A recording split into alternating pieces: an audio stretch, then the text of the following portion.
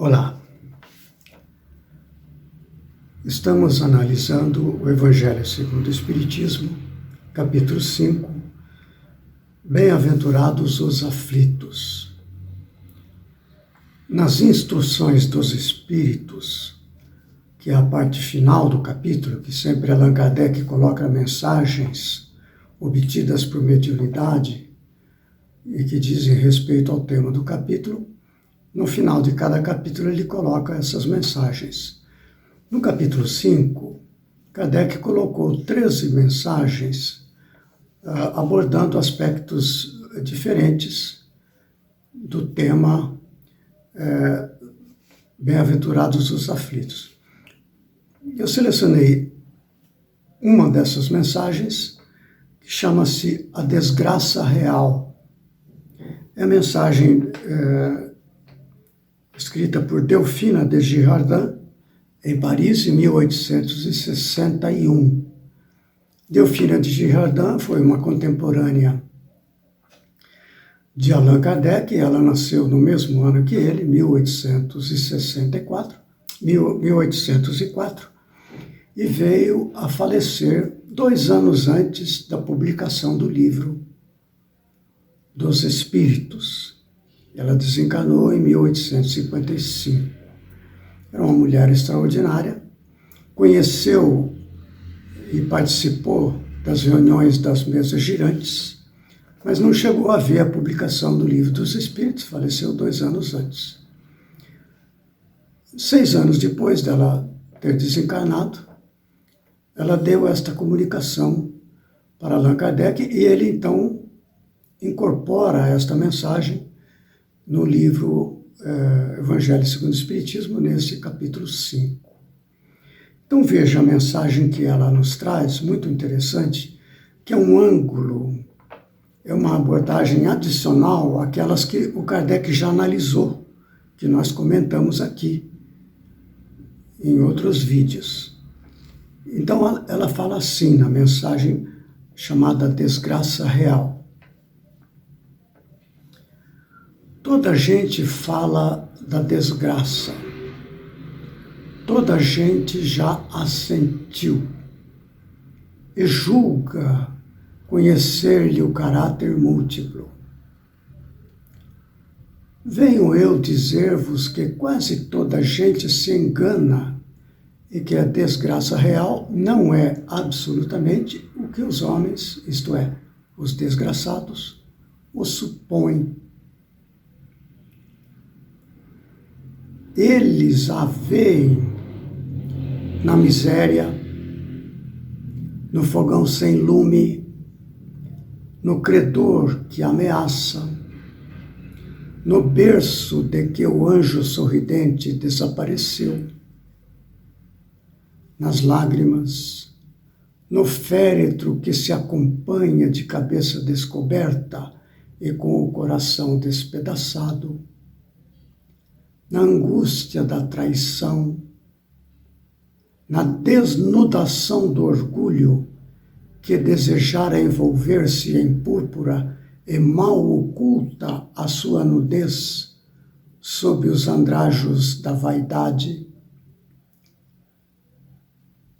A isso e a muitas coisas mais dá-se o nome de desgraça na linguagem humana. Sim, é desgraça para os que só veem o presente. A verdadeira desgraça, porém, está nas consequências de um fato, mais do que no próprio fato. Dizei-me, se um acontecimento considerado ditoso na ocasião, mas que acarreta consequências funestas, não é realmente mais desgraçado do que outro, que a princípio causa viva contrariedade e acaba produzindo o bem? Dizei-me se a tempestade que vos arranca as árvores, mas que saneia o ar, dissipando os miasmas insalubres que causariam a morte, não é antes uma felicidade do que uma infelicidade? Então a Delfina, ela apresenta aqui mais um elemento para que venhamos a mudar o ponto de vista nosso quando enfrentamos situações de grande aflição. Ela diz que a verdadeira desgraça está nas consequências de um fato mais do que no próprio fato. Então veja, quando ela diz assim, eles, os desgraçados, vê a desgraça, né? Na miséria. Então ela diz, qual a consequência de a pessoa viver esta miséria? Então, se a pessoa vive esta situação difícil com resignação, coragem, com determinação, com calma, com confiança em Deus, a pessoa, ao retornar ao plano espiritual, retorna como uma grande vitoriosa das lutas às quais se propôs enfrentar. Porque as dificuldades são programadas com antecedência, não há improviso. Não é? Então a pessoa já reencarna numa situação programada para que, diante daquela situação, ela desenvolva virtudes divinas que estavam adormecidas. O enfrentamento da miséria é um desses casos que eu peguei como exemplo.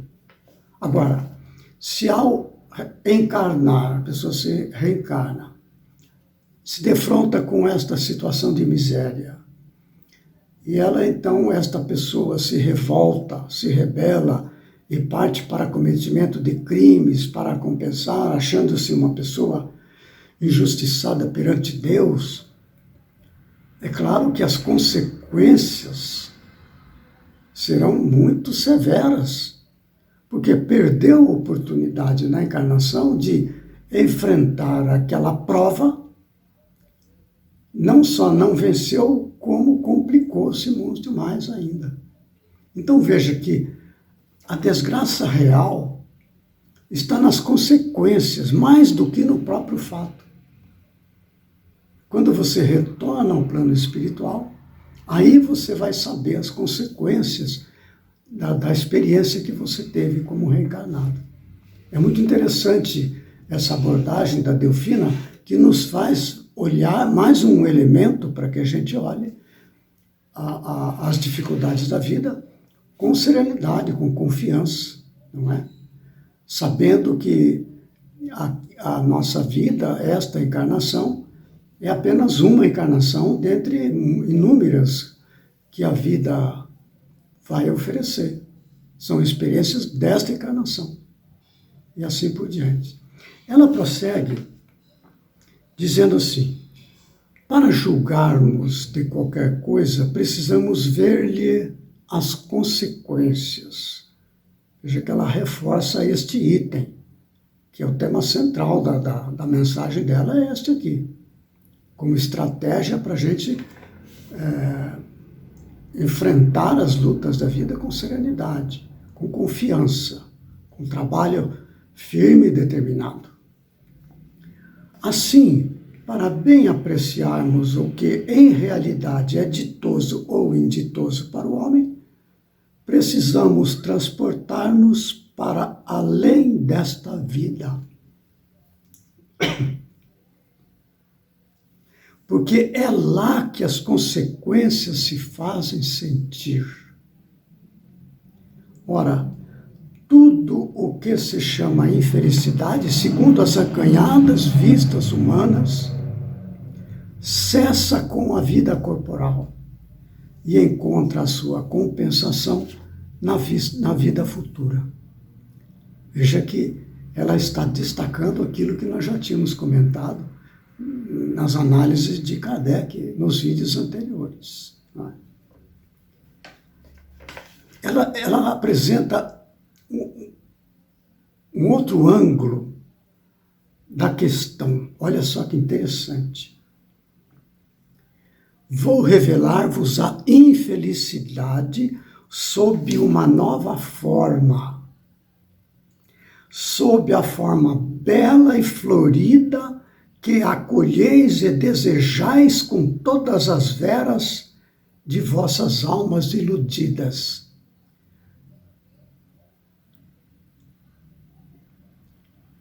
A infelicidade, diz ela, é a alegria, é o prazer, é o tumulto, é a vã agitação, é a satisfação louca da vaidade. Essas questões, por que razão aí está um foco de possível infelicidade? Geralmente que é como a gente se deixa envolver nessas questões puramente humanas. Olha o que ela fala, o que acontece com o nosso íntimo ao viver estas experiências que ela chama de verdadeira infelicidade. Olha só. Essas coisas que fazem calar a consciência, que comprimem a ação do pensamento, que atordoam o homem com relação ao seu futuro.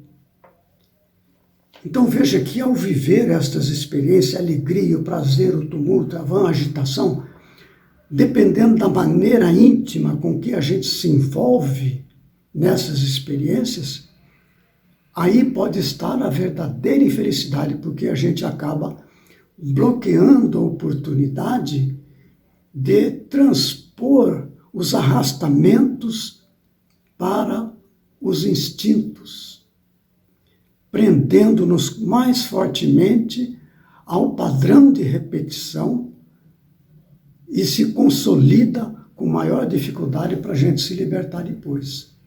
Então, do ponto de vista da vida espiritual,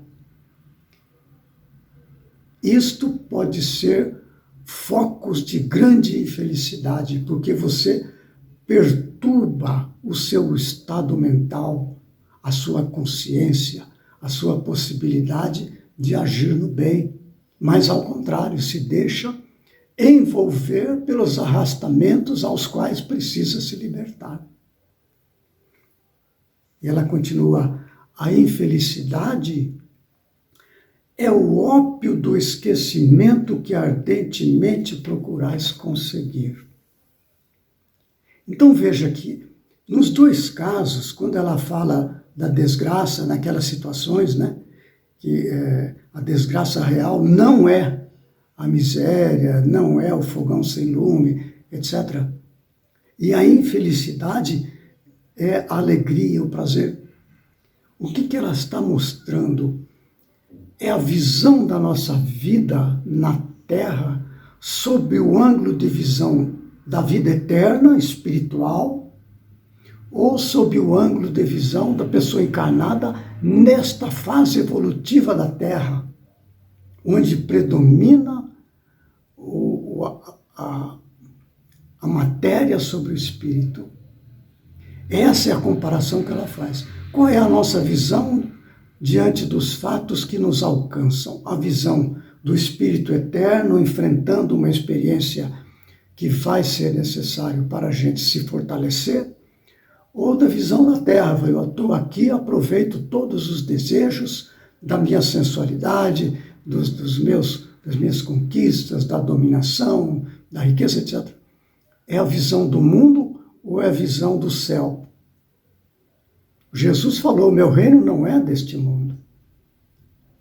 É isso que ela faz, este jogo, para que a gente possa ter um olhar adequado sobre o nosso comportamento diante das experiências na encarnação.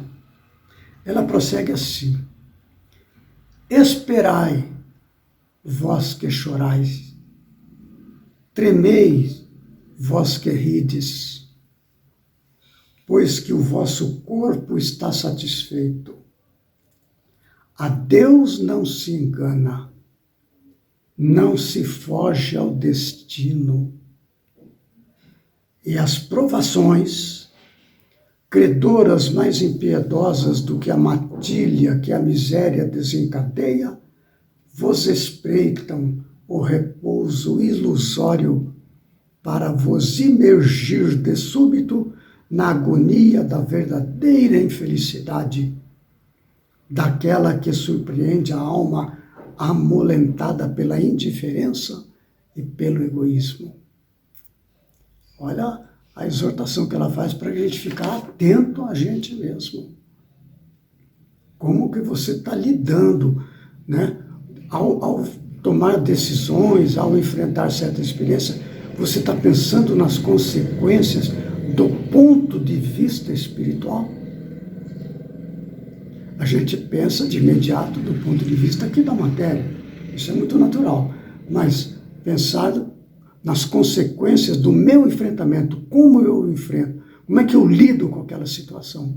Se é com serenidade, com confiança, com fé em Deus, ou se é com revolta, com rebeldia, com fuga.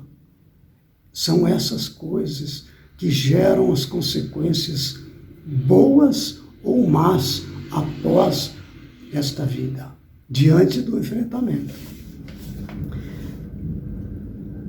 Que, pois, o Espiritismo vos esclareça e recoloque para vós, sob verdadeiros prismas, a verdade e o erro, tão singularmente deformados pela vossa cegueira.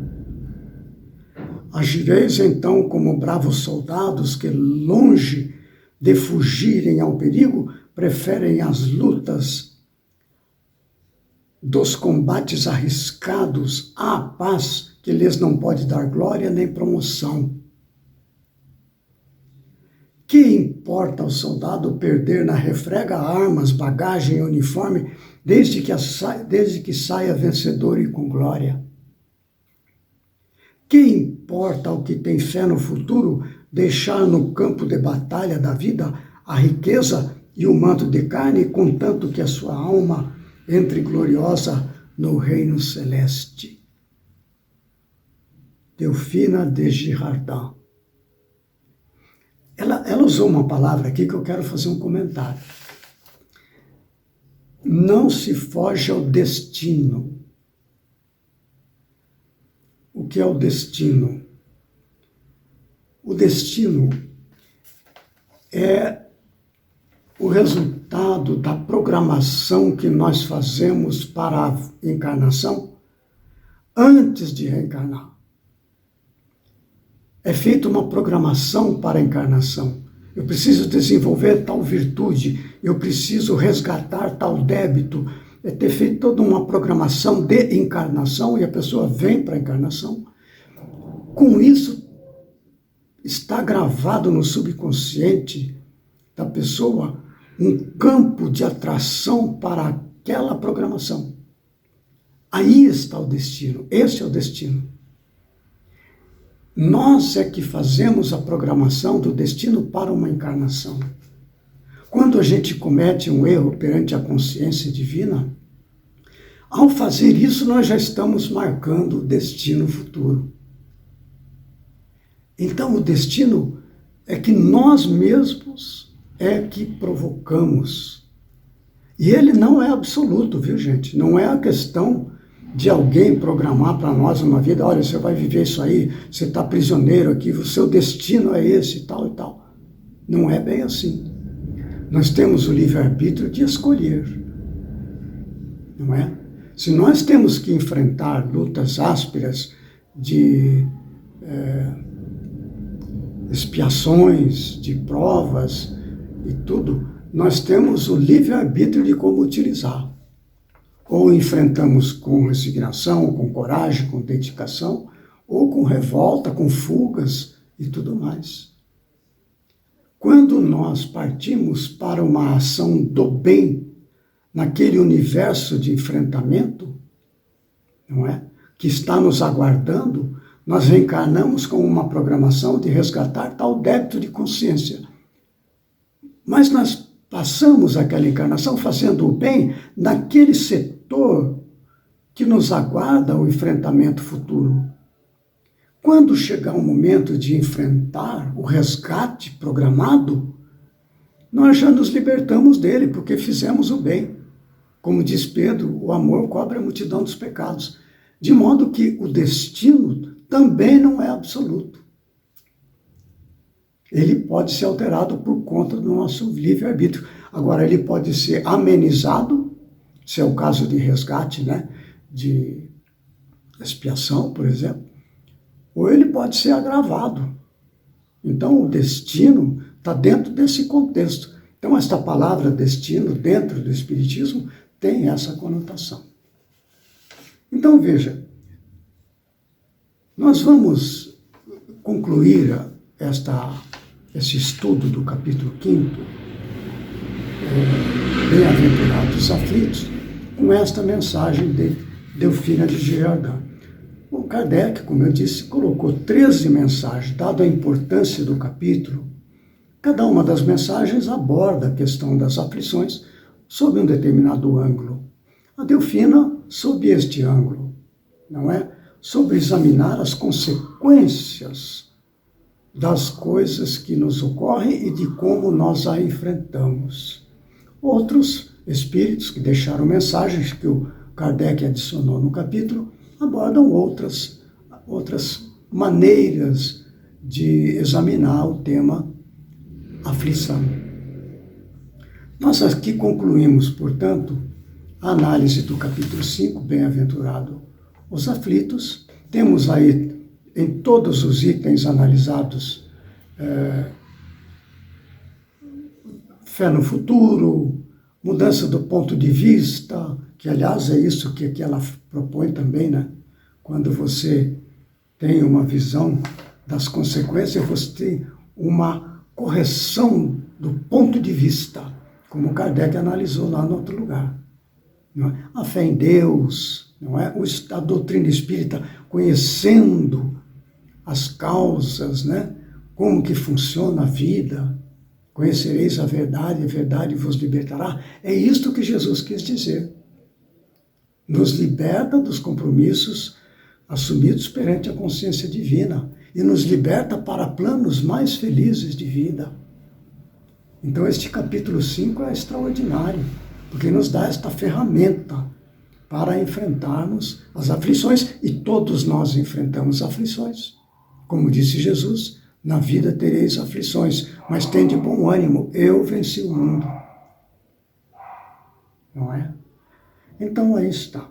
No próximo vídeo, nós iniciaremos o estudo do capítulo 6, o Cristo Consolador. Até lá, então, e fiquemos com Deus.